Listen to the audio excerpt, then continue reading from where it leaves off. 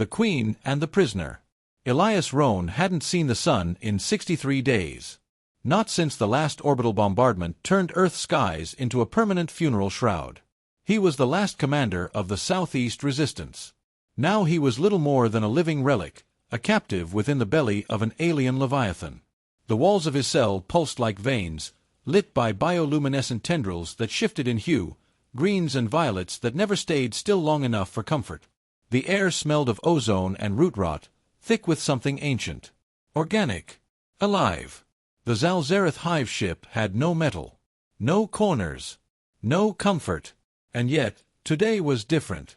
The drone that usually slid his nutrient paste through the membrane didn't appear. Instead, a low hum grew beneath his feet, vibrating up through his spine. The walls rippled. A psychic voice, cold and resonant, echoed directly into his mind. "You will come." Elias stood slowly, flexing joints stiff from captivity. He wasn't given a choice. Two towering Xal'Zarith warriors appeared outside his cell, their carapaces glinting obsidian under the shifting light. They didn't speak. They never did. He followed, feet bare against the fleshy floor, every step a reminder he was walking inside something alive. They led him deep into the hive, through mucosal tunnels, beneath pulsing root-like conduits, into a vast chamber that felt like a cathedral and a womb.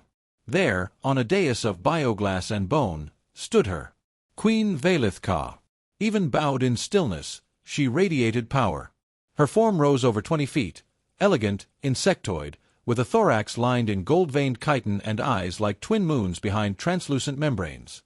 Her wings, folded neatly, shimmered with unreadable fractal colors. Elias braced himself for interrogation. Extraction. Death. Instead, her voice entered his mind again, softer this time. "You are more than prisoner." He said nothing. She tilted her head, her antennae twitching, scenting his defiance. "You are seed." Elias frowned. "What the hell does that mean?" The Queen moved. It wasn't a step, it was a slow, fluid glide, like liquid authority incarnate. She circled him, silent for a moment, then finally spoke aloud, her voice a rasping harmony of many tones. "You were not meant to live. Yet in the final fusion, when we sought your mind's endurance, your thoughts clung to me. They would not die. They changed something in me." Elias's pulse quickened. "What fusion?" She turned, exposing the inner folds of her midsection. A soft glow pulsed beneath her exoskeleton. A rhythmic flicker, too regular to be coincidence. Too alive. The experiment was to map your cognitive resilience. But your memories, the weight of them, seated within. It began to grow. Against all programming. It grew. He took a step back. "Are you saying you're pregnant?" Her gaze didn't waver. "We do not breed as you do. We replicate, asexually, through cloning strands from the source pool. But this is other. It dreams before birth. It questions. Like you." Elias felt the world tilt. All his training, all the horror he'd seen, it hadn't prepared him for this. "I'm not your donor. I'm not your partner. I was a prisoner. And yet, you created life within me, human." He stared at her, mouth dry. "Why are you telling me this?" She turned back to the pulsing light. Her voice cracked, not with weakness, but something else. Something he couldn't name. "Because it is hunted. The Hive Council deems it abomination. A threat to the purity of our kind. They move even now to excise it from me. I do not wish it gone." For the first time since capture, Elias saw not just the alien. He saw a mother. And she was afraid. "What grows inside me?" Elias Rohn sat on a living bench of soft, fibrous tissue, elbows resting on his knees, eyes locked on the slow pulse emanating from the Queen's midsection. A child. Part human. Part Xal'Zarith. And somehow, born of him. "I didn't consent to this," he muttered, his voice hollow in the vast chamber. Queen Xal'Zarith stood motionless, her compound eyes dimmed. Yet her presence pressed down like gravity. "Consent was not given," she admitted. "Nor was it taken. It happened. Against design. Against law." Elias shook his head. "So what now? You call me here to what? Guilt me into saving it? Into calling it my kid? It is not guilt I offer, she replied. It is truth. A moment passed in silence. Then, almost whispering, when your thoughts entered mine during the fusion, I expected pain, conflict. Instead, I saw your world through your memory. I felt your fire, rage, love. I felt choice. Your kind chooses, even when doomed. Elias exhaled sharply, bitterness twisting his features. We lost, Queen. In case you missed that. Our cities are rubble. Our oceans boiled. There's nothing left to choose. She stepped forward. The air shifted. The hive seemed to pause with her movement. But still you resist. Still you endure. That is your species' strength. That is what found its way into me. This life inside me is not clone. It is not copy. It is new. It questions. It does not obey my will. A slow chill crawled up Elias's spine. It's already conscious. Yes. It dreams. It fears. It sings. He stared at the Queen, eyes narrowing. So that's it. You want me to be the voice that defends it? You want me to believe it's not a weapon? She didn't answer immediately. Then, I do not know what it will become. That is why I fear.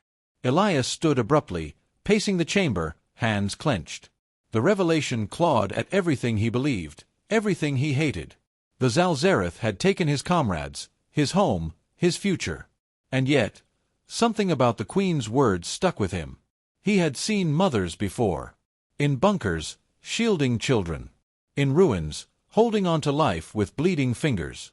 They had a look, a sound in their voice. The Queen had that same sound now. He sat back down, slowly. Why tell me all this? Why not keep it hidden, even from your own kind? Because the hive senses deviation. Already, the council debates termination. They believe I am compromised, contaminated. They fear what grows inside me. Elias folded his arms. Maybe they should. The Queen regarded him in silence. Then, softly, then kill me. And end it. The words stunned him. She meant them. No guards. No resistance. Just a sovereign offering her throat. He didn't move. Instead, a long breath escaped him, and for the first time since his capture, Elias looked at her not as an enemy, but as someone standing on a threshold. What does it look like? He asked, voice rough. It has your eyes, she answered, without hesitation. But it blinks. My kind does not blink. It has curiosity, and fear of pain. It recoils when I am threatened. She paused. Her voice dipped lower. I love it, and I do not understand that word. Until now. Elias swallowed hard. He hated that it moved something inside him. Not trust. Not yet. But a fracture in the wall he'd built to survive. He leaned forward, resting his hands on his knees. If your council finds it, what will they do? Excise it from my body. Extract it. Dissect it. Cleanse the hive. They believe it is a virus of will. He stared into the low pulsing glow between her ribs. It's not a virus, he said, more to himself than to her. It's a beginning. She tilted her head, as if parsing the word. Elias stood, a grim resolve settling on him. Then we don't let them find it. The Queen's voice entered his mind again, quieter this time. Almost reverent. You choose again, even without hope. That is why this life was possible. He turned toward her. No. That's why we have to protect it. Hope doesn't wait to be allowed. Enemies within, allies without. The silence of the hive broke with a scream, a psychic ripple that struck Elias like a hammer between the eyes. The Queen staggered. Elias caught her instinctively, though her weight was far more than his strength could bear.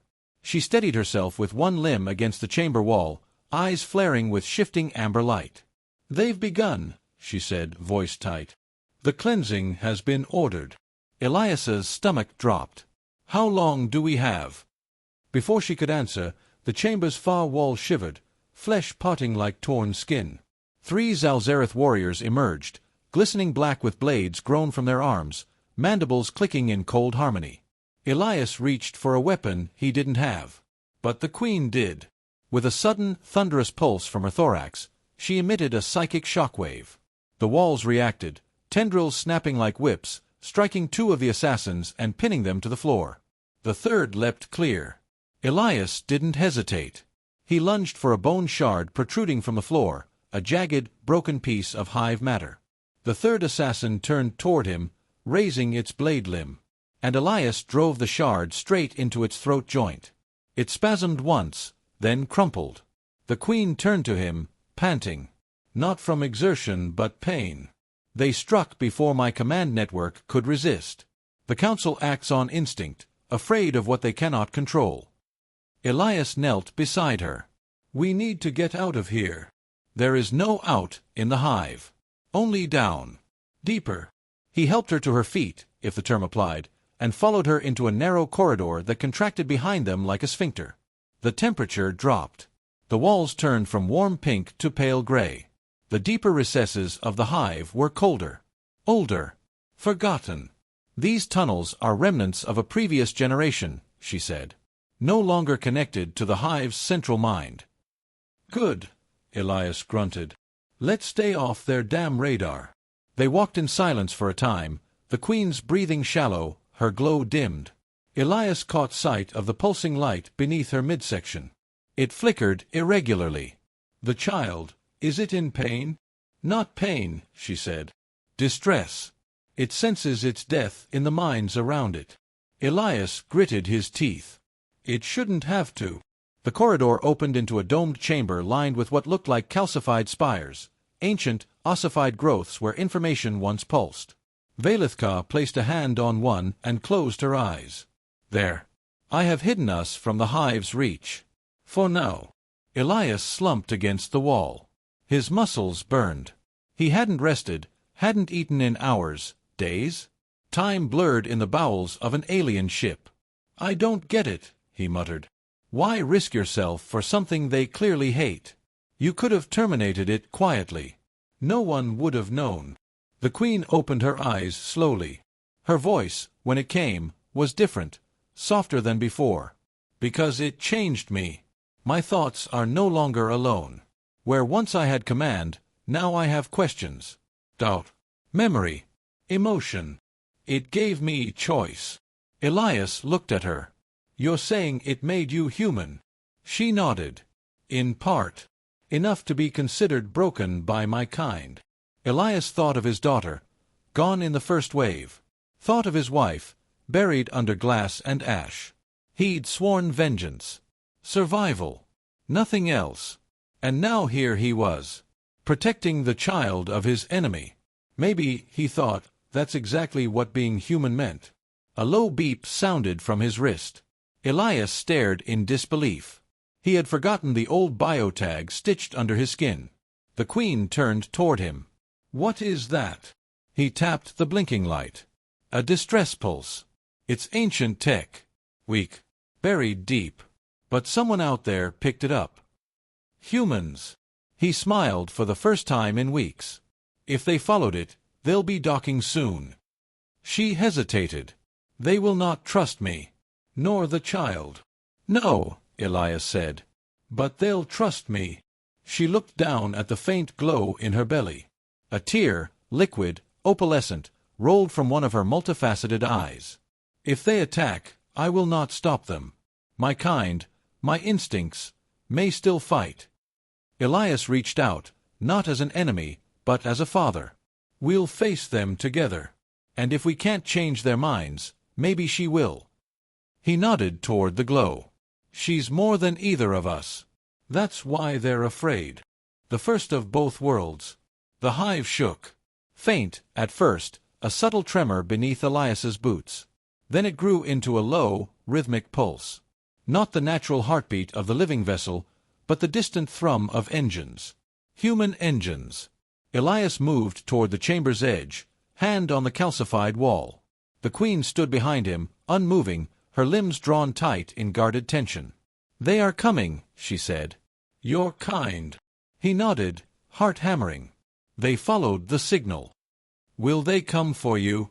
Or to finish what the hive began? He didn't answer right away. The truth sat heavy in his chest. The humans who survived had seen everything taken from them. They wouldn't come with open arms. But they came. The chamber's organic ceiling peeled open with a wet hiss. Above them, cutting through the flesh and bone of the hive's upper layers, a sleek human boarding craft descended. Scarred. Bristling with weapons. Its light swept the shadows, casting Elias and the Queen in stark silhouette. The ramp lowered. Soldiers poured out, 8 in total, visors down, rifles raised. "Commander Roan!" one shouted, spotting him. Elias stepped forward slowly, palms raised. "Stand down. I'm not under threat." The soldiers froze at the sight of Xal'Zarith behind him. "She's one of them," another barked. "She's not the threat," Elias said. "She's the reason I'm still alive." The lead soldier, a woman with a deep scar over one eye, lowered her weapon an inch. "You sent a signal. We thought it was a trap." "It wasn't." Elias stepped aside. "There's something you need to see." The Queen moved forward, slowly, deliberately. And then she opened. Not fully. Not violently. Just enough. A thin, membrane-like panel along her thorax parted, revealing a glowing sac, faintly pulsing, radiant with soft blue and gold light. Inside, curled like a sleeping nebula, was the child. Small. Not quite human. Not fully Xal'Zarith. Limbs folded like petals. Skin translucent, riddled with veins of living light. Its chest rose and fell with calm, steady breaths. And its eyes, barely open, blinked toward the soldiers. "This is what the hive fears," Xal'Zarith said. "This is what I protect." The soldiers stared in stunned silence. Elias stepped beside her. "This isn't a weapon. It's a new beginning." "Sir," the lead soldier said carefully, "even if it's not dangerous now, the brass won't see it that way. They'll call it unnatural. They'll call it a threat." "They'll be wrong," Elias said. A pause. Then, "They were wrong about her, too." The child stirred. A soft trill, part breath, part music, escaped its throat. The Queen tensed, her body rippling with emotion she had no words for. Elias looked back at the lead soldier. "I know what we've lost. I've felt it more than most. But if we spend the rest of our lives destroying everything that reminds us of the war, we'll forget how to rebuild." Another long pause. Then the soldier lowered her rifle fully. "What do you want us to do?" Elias looked at the Queen. She met his gaze, unblinking, but something had shifted. Her mind brushed his, not with command, but with trust. "Take the child," she said softly. "Raise her among yours." Elias frowned. "What?" "No, you said she couldn't survive outside your body. Now she can. The metamorphosis is complete. But if you let her go, you'll—" "I will not live long after," she said. His breath caught. "Why?" he asked. She turned her eyes toward the humans. Toward the child. "Because I was never meant to carry something born of choice. The hive will hunt me. My body will decay. But she will live." The chamber fell silent. Elias stepped forward, reaching for the child. The sack opened willingly. Warmth flooded his hands. The child's skin was soft, and when it touched him, it blinked. "Eyes like mine," he whispered. He turned back to the Queen. "I'll protect her," he said. "Not just from the hive. From my own people, if I have to." She lowered her head in acknowledgement. "You created life within me, human. But now she is yours." As the soldiers prepared for extraction, Elias looked down at the child in his arms. Alien, beautiful, fragile. Not a symbol of conquest. A bridge. Epilogue. Years later, legends would speak of a child born in the belly of a warship, whose blood carried both fire and reason. Raised among humans, but never fully one of them. Feared by some. Revered by others. She would grow and speak, and one day ask, "What am I?" And Elias Roan would answer, without hesitation, "You are the first of both worlds."